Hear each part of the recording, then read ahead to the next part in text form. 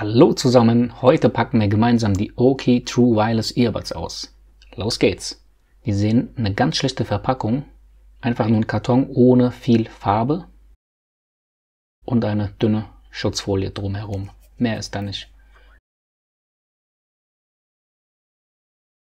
Auf der rechten Seite Go Green with Oki. Da sieht man schon, die Firma legt viel Wert auf die Umwelt, verbraucht nicht viel Farbe. Da haben wir die Modellnummer EPT21 und da sehen wir den Importeur und den Hersteller. Nichts Wildes. Unser Taschenmesser ist bereit und es wird uns jetzt behilflich sein. Erster Schnitt. Zweiter Schnitt.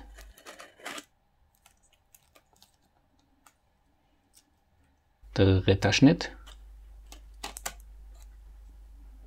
Vierter Schnitt.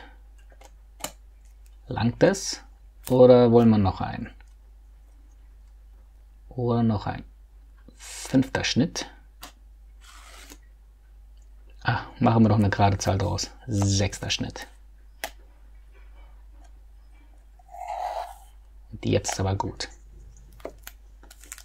Wir entfernen die Folie.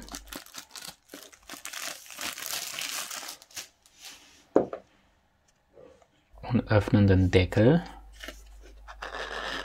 Also so eine Verpackung habe ich auch noch nicht gesehen. Super schlicht. Okay. Da liegt das Ladecase.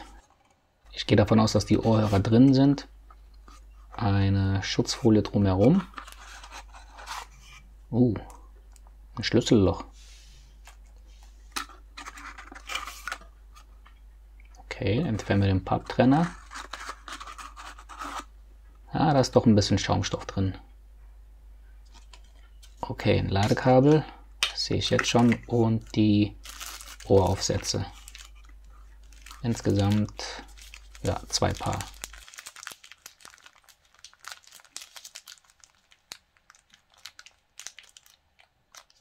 USB Typ A auf. Was ist das denn?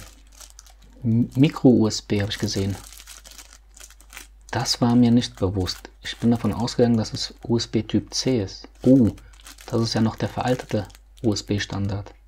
Das war mir wirklich nicht bewusst. Sehen wir rein, was noch alles in der Verpackung ist. Da haben wir einmal die 24 Monate Garantie. Dann einen Quick-Start Guide, auf dem wir sehen, wie wir das Ladecase laden können. Und wir sollen die passenden Ohraufsätze finden. Wie wir die Ohrhörer mit dem Telefon koppeln können.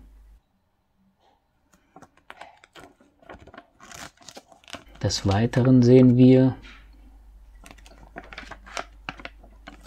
wie das Bluetooth-Menü dann aussehen wird. Die nennen sich dann Oki EPT21. Welche Kontrollmöglichkeiten wir haben. Play, Pause, Skip Tracks, Answer und End Calls. Wir können auch den Assistenten starten, indem wir dreifach klicken. Und wir können die Ohrhörer natürlich auch entkoppeln bzw. zurücksetzen. Hier haben wir die Bedienungsanleitung. Es gibt auch die deutsche Sprache, das ist gut. Wir sehen den Lieferumfang und auch das Produktbild. Und da haben wir es ganz groß, Micro-USB-Ladeanschluss. Oh mein Gott, das gefällt mir jetzt nicht so gut.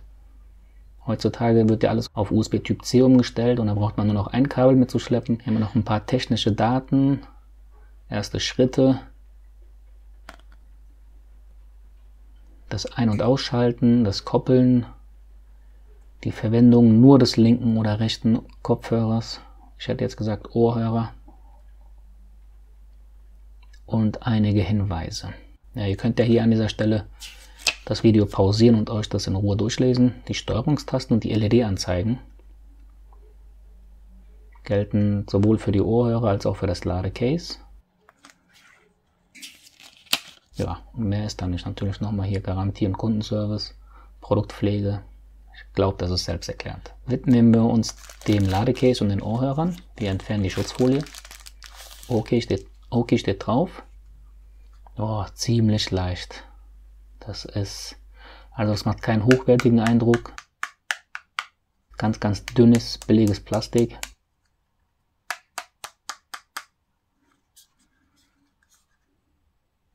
Zwei LEDs auf der Front. Und hier hinten natürlich der Micro-USB-Anschluss. Gut, die Modellnummer, die Kapazität sowie die Leistungs- und Kapazitätsangabe. Wir heben den, fällt gleich wieder zu. So, der Deckel lässt sich nicht so leicht öffnen, also die Magnete ganz stark. Wie gesagt, auch das Scharnier macht jetzt keinen so hochwertigen Eindruck. Ja, ich möchte da nicht weiter nach hinten schieben. Nehmen wir mal die Ohrhörer raus. Oh, das sind Pogo-Pins. Die sieht man auch nicht mehr allzu oft heutzutage. Na, die guten alten Pogo-Pins, die kann man reindrücken mit dem Fingernagel.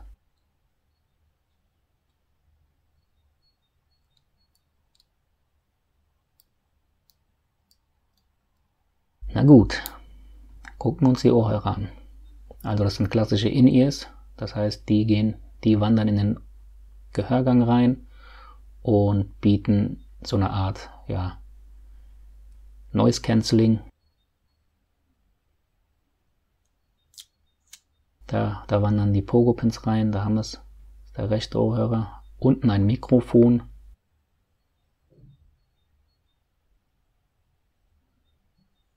Super schlicht, also wirklich. Haben wir noch ein Mikrofon. Ja, wir sehen es, also einen Designpreis werden diese Ohrhörer nicht kassieren. Da haben wir zwei LEDs, die blinken. Das signalisiert uns, dass die Ohrhörer bereit sind, gekoppelt zu werden. Und das machen wir jetzt auch. Wir schalten Bluetooth ein. Sofort wird das Gerät gefunden. OKEP T21. Das war's. Das ging auch mega schnell. Wunderbar. Dieses Produkt unterstützt ja Bluetooth in der Version 5.0. Das ist gut. Und wir sehen, die LEDs blinken nicht mehr grün und rot.